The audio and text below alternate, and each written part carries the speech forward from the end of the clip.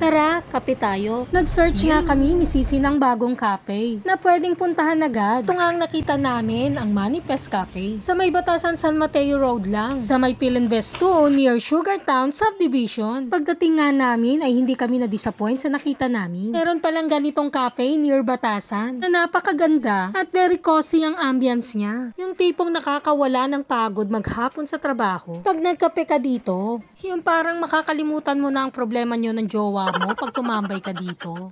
Cappuccino po. Hot or iced? Ice. At ang isa pa sa gusto ko ay hindi lang sila indoor, may alfresco din sila. At syempre dito namin napiling pumwesto dahil presko ang hangin. Para baka Sa hot.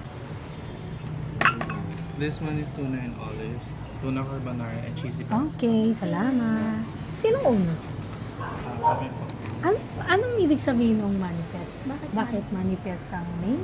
Ano, kasi we owners. Sige Love lang. to manifest. Okay.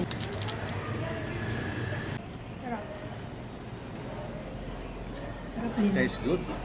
Sarap din yung pasta ko. At obvious naman, nasarapan kami sa food nila. Simot sarap. Darling, ano? Wow. Clean up. In fairness, maganda yung napuntahan natin. Hindi kami nagsisi na dito kami pumunta.